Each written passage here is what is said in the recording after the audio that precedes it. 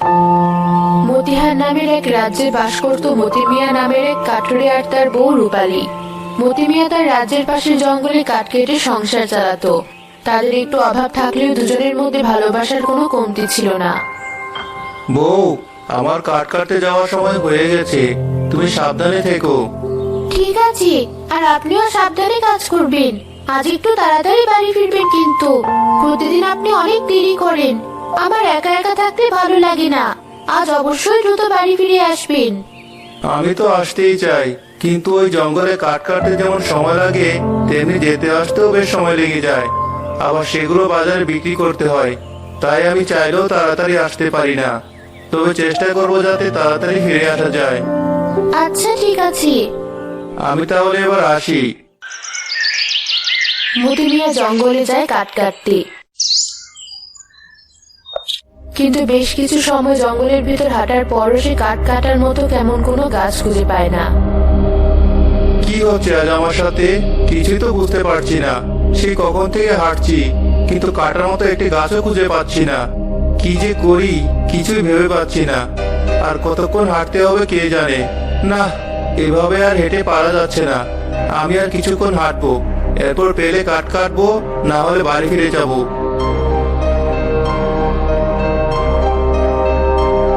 মনে হচ্ছে এদিককার কাঠ আসলেই শেষ হয়ে গেছে। আজকাল কাঠের তো অভাব নেই। কাল থেকে না হয় জঙ্গলের অন্য পাশে যাব। আজ এদিক থেকে কিছু কাঠ কেটে নিয়ে যাই। হাঁটতে হাঁটতে কাঠুরে বেশ ঘন জঙ্গলে চলে আসে। সেখানে অনেক গাছ থাকলেও সেটি ছিল বেশ গভীর জঙ্গল। সাধারণ মানুষ এত গভীর জঙ্গলে আসে না। এই যা, হাঁটতে হাঁটতে এমন গভীর জঙ্গলে চলে এসেছি, খেয়ালই করিনি। এমন গভীর জঙ্গলে আসাটা আমার ঠিক হয়নি। ওদিকে বউটা আমার জন্য অপেক্ষা করে বসে আছে, বলেছে আজ একটু তাড়াতাড়ি বাড়ি ফিরতে। আর আমি কিনা আজই এমন জায়গায় চলে এলাম। সে যাই হোক, এসে যখন পড়েছি তাড়াতাড়ি কিছু কাঠ কেটে নিয়ে বাড়ি যাই। আজ আর বাজারে যাব না। বউকে বলবো যা আছে তাই দিয়ে চালিয়ে নিতে। কাল না হয় দুদিনের কাঠ একসাথে বিক্রি করা যাবে।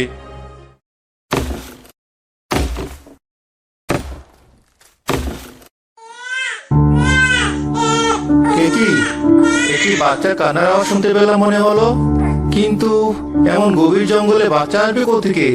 আমি ভুল শুনছি হয়তো।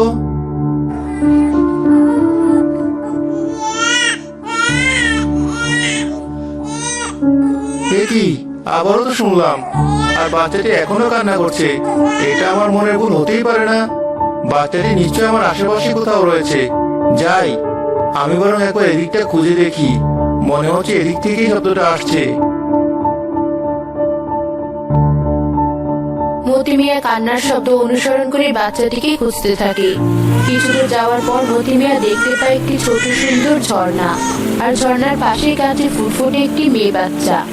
এমন সুন্দর বাচ্চা সে কোনোদিন দেখেনি। বাচ্চাটি দেখতে ছিল যেমন সুন্দর, তেমনি তার গায়ে ছিল রাজকীয় পোশাক। আর এতটুকু বাচ্চার গায়ে অনেক সোনা মণিমুক্তা ছিল। কি দেখছি আমি? দেখে তো রাজকন্যা মনে হচ্ছে। এই গভীর জঙ্গলে এভাবে একটা বাচ্চাকে কে রেখেছে? কেউ আছেন? কেউ আছেন এখানে? এই বাচ্চাটি কার? সে কখন থেকে ডাকাডাকি করছি, কিন্তু কেউ তো কোনো উত্তর দিচ্ছে না। কি করি এবার? এমন সুন্দর বাচ্চাকে তো আর আমি এভাবে এখানে ফেলে যেতে পারবো না। তার থেকে এক কাজ করি, ওকে আমি আমার সাথেই নিয়ে যাই। এমন মিষ্টি বাচ্চা রেখে যাওয়া আমার পক্ষে সম্ভব নয়। আর ওকে নিয়ে গেলে আমার বউ অনেক খুশি হবে।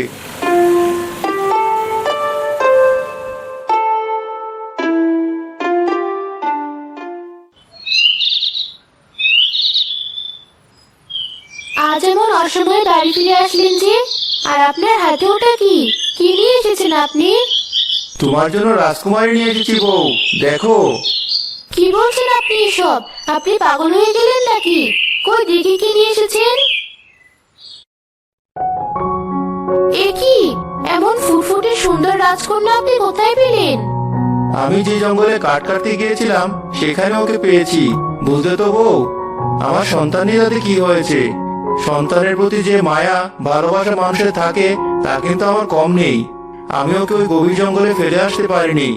আমার যতই অভাব থাক, আমি কখনো কারো জিনিসের দিকে কখনো ফিরে তাকাইনি। তবে ওকে আমি না নিয়ে এসে থাকতে পারলাম না। এবার ওর বাবা মাকে খুঁজে ওকে ফিরিয়ে দিতে পারলে আমি খুশি। আপনি এই কাজ করবেন না। আপনি যদি ওর বাবা মাকে খুঁজে ওকে তাদের কাছে দিয়ে দেন, তবে আপনি আমার মোড়া মুখ দেখবেন, এই আমি বলে দিলাম। ও আমাদের সন্তান। আজ থেকে আমি ওর মা আর আপনি ওর বাবা। ও আমাদের রাজকন্যা। আপনি ভুলেও যদি ওর বাবা মায়ের খোঁজ করেন, তবে আপনি আমাকে জীবিত পাবেন না। এ তুমি কি বলছো বউ? এ হয় না। ওর জামা কাপড় দেখো, ওর গহনা দেখো, ও নিশ্চয়ই কোনো রাজার মেয়ে হবে। ও কি করে আমাদের কাছে থাকবে? তুমি জেদ করো না। আপনি আমার বুক খালি করে দেবেন না। আমি কতকাল একটি সন্তান চেয়েও পাইনি। আজ উপরওয়ালা নিজে আমাকে একটি সন্তান দিয়েছেন, তাকে আমি হারাতে পারবো না। শান্ত হও বউ। ঠিক আছে, তোমার কথাই থাকবে। ও আমাদের কাছেই থাকবে। গরিবের ঘরে রাজকন্যা হয়ে থাকবে ও। আমি কত খুশি হয়েছি আপনাকে বলে বোঝাতে পারবো না। ওর একটা নাম দিতে হবে তো। কি নাম দে? দেখো, ওর গালগুলো রজনীগন্ধার পাপড়ির মতো। ওর গায়েও কেমন সুন্দর সুবাস। ওর নাম হবে রজনী। বউ শোনো, ও আমাদের ঘরে রাজকন্যার মতোই বড় হতে থাকবে।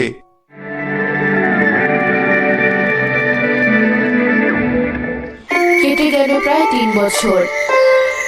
রজনী ততদিনে বেশ কিছুটা বড় হয়ে উঠেছে। একদিন পাশের রাজ্য থেকে মতি মিয়াদের রাজ্যে এলেন রাজা সুকান্ত। বন্ধু প্রীতম, তোমার আতিথেয়তায় আমি তৃপ্ত।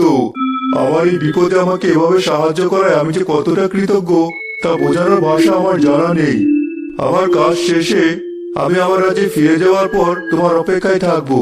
তোমাকে আমার রাজ্য না ঘোরানো পর্যন্ত আমি শান্তি পাবো না। সে ঠিক আছে বন্ধু, তা যাব। কিন্তু তুমি এমন হঠাৎ আমার রাজ্যে আগমনের কথা কিছু বললে না যে? তোমার কি এমন বিপদ আমাকে বলতে পারো? পারলে আমিও তোমাকে সাহায্য করব। কিছু বছর আগে আমার এক সন্তান হয়েছিল, তোমরা সবাই তো তা জানো। তার যখন 6 মাস বয়স তখন সে হারিয়ে যায়। এক সূত্রে জানতে পারি আমার সেই সন্তানই রাজ্যে আছে, তাই আমি তাকে খুঁজতে এসেছি। তবে খোঁজো, উপরওয়ালা তোমার মনোবাসনা পূরণ করুন। কোনো প্রকার সাহায্য লাগলে কোনো লজ্জা ছাড়া আমাকে জানাবে কিন্তু। আপাতত আমার কোনো সাহায্য লাগবে না। তুমি আমার জন্য যা করেছো তাতে আমি তুষ্ট। তবে আরো সাহায্য লাগলে আমি জানাবো।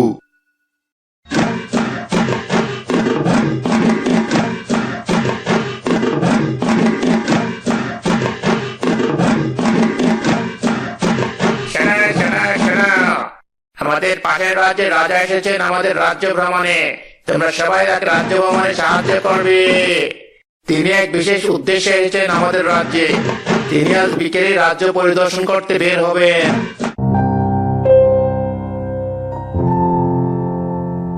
তোমাদের বাড়িতে কোনো মেয়ে সন্তান আছে? হ্যাঁ হুজুর, আছে।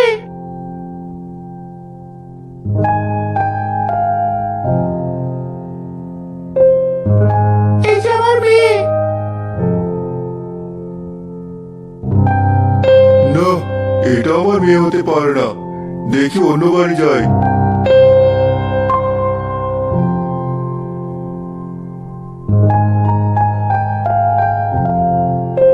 তোমাদের বাড়িতে কোনো মেয়ে সন্তান আছে? না হুজুর, আমাদের কোনো মেয়ে সন্তান নেই।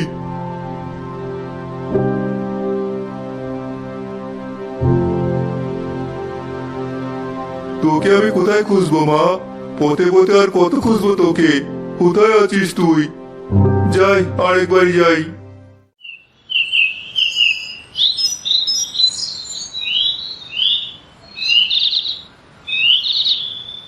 তোমাদের বাড়িতে কোনো মেয়ে সন্তান আছে? হ্যাঁ হুজুর, আমার একটি মেয়ে সন্তান আছে। তার নাম রজনী। কোথায় সে? তাকে ডেকে নিয়ে আসুন। তাকে দিয়ে আপনার কি দরকার হুজুর? আমাকে বলুন। তেমন কোনো দরকার নেই, আপনি তাকে ডেকে আনুন, আমি তাকে দেখবো। রজনী, একবার বাইরে আয় মা।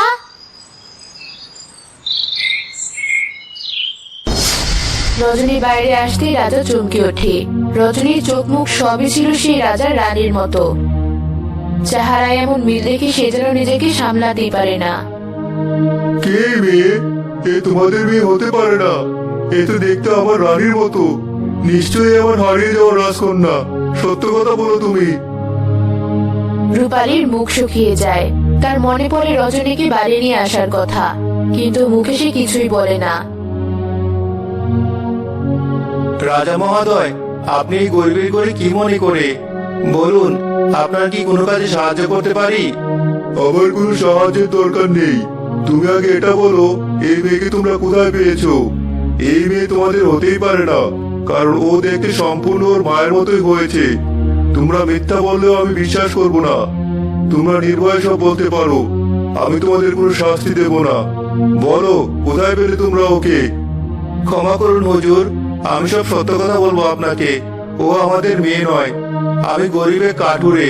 আমি কাঠ কাটতে গিয়ে গভীর জঙ্গলে ঝর্ণার ধারে ওকে পেয়েছি। ও কে, কিভাবে সেখানে এসেছিল আমি জানি না। ওকে ওই জঙ্গলে রেখে আমি রেখে আসতে পারিনি, তাই নিয়ে এসেছি। এবার আপনি যা ইচ্ছে আমাকে শাস্তি দিতে পারেন। না না, আমি তোমাদের কোনো শাস্তি দেব না, কারণ আমি জানি তোমরা কোনো ভুল করোনি। তোমরা আমার মেয়ের জীবন বাঁচিয়েছো। কিন্তু ও ওখানে কি করে এসেছিল? সে অনেক কথা। এক রাক্ষসী নজর পড়ে আমার রাজকন্যার উপর। ওর যখন 6 মাস, তখন সে ওকে চুরি করে নিয়ে আসে। এরপর আমার পরিচিত এক তান্ত্রিক তাকে জাদু বলে আটকাতে গিয়ে একটা সামান্য ভুলে মেরে ফেলে। তাই আর আমরা ওকে খুঁজে পাই না। এরপর তুমি ওকে নিয়ে এসেছো। তোমার কোনো দোষ নেই। তুমি আমার মেয়ের প্রাণ বাঁচিয়েছো। তোমাকে আমি পুরস্কৃত করব, আর আমি ওকে এবার নিয়ে যাব। আপনি এটা করবেন না হুজুর। ওকে ছাড়া আমরা বাঁচবো না। ওই আমাদের বেঁচে থাকার একমাত্র সম্বল। আমাদের সবটুকু দিয়ে আমরা ওকে বড় করেছি। ও চলে গেলে আমরা বাঁচতে পারবো না। তোমরা ওকে এত বছর মানুষ করেছো, এত ভালোবেসে বড় করেছো। তবে তোমাদের আমি অনেক সম্পত্তি আর সোনা দেব, আর আমার মেয়েকে আমি নিয়ে যাব। আমাদের এসব কিছু চাই না হুজুর। আপনি আমাদের মেয়েকে আমাদের কাছ থেকে নিয়ে যাবেন না। চলো সবাই, এত করে বোঝাচ্ছি, কিন্তু এরা কিছুতেই বুঝতে চাইছে না। ওকে নিয়ে যাবেন না। রাজা সুকান্ত তাদের আর কোনো কথা না শুনে মেয়েকে নিয়ে চলে যায়। রজনী অনেক কাঁদলেও রাজা তাকে রেখে যান না। বন্ধু প্রীতম, এই দেখো, আমি আমার মেয়েকে খুঁজে পেয়েছি।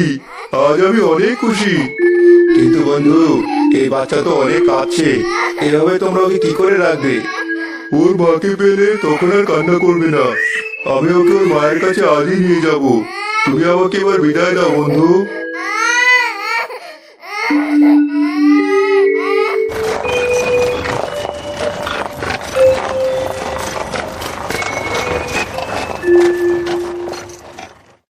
রানী, এই দেখো, তোমার মেয়েকে আমি ফিরিয়ে এনেছি।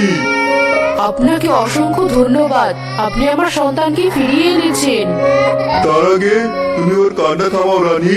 সেই কখন থেকে ও কেঁদেই চলেছে। আমার কাছে দিন ওকে, আমি ওকে শান্ত করছি। এই যে মা, এসো মায়ের কাছে। অনেক চেষ্টা করেও রানী রজনীকে শান্ত করতে পারে না। রাজা, কি করব বলুন তো? এত চেষ্টা করছি ওর কান্না থামানোর, কিন্তু কিছুতেই থামছে না।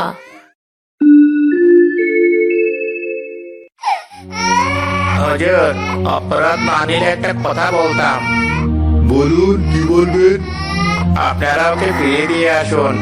আপনারা ওর বাবা মা হলেও ওর উপর এখন তাদের অধিকার বেশি, আর ও তাদেরকে ওর বাবা মা হিসেবে চেনে। তাই ওকে এভাবে এখানে রাখা আপনাদের উচিত হবে না।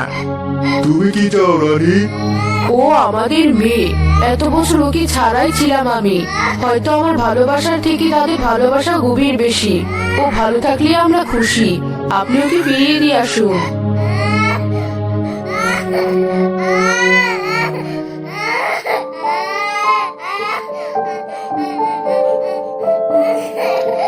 আমাকে তোমরা ক্ষমা করো। তোমাদের ভালোবাসার কাছে আমি হেরে গেছি। এই নাও তোমাদের মেয়ে। তোমরা ওকে ভালো রেখো। জন্মদাতা পিতামাতা হিসাবে আমরা শুধু মাঝে মাঝে এসে দেখে যাব। আপনাকে অসংখ্য ধন্যবাদ হুজুর। আজ থেকেও তোমাদের কাছেই থাকবে। ভালো দেখো তোমরা। রজনী রূপালী আর মতি মিয়ার কাছে বড় হয়। সে গরিবের রাজকন্যা হিসেবে পরিচিতি পায়।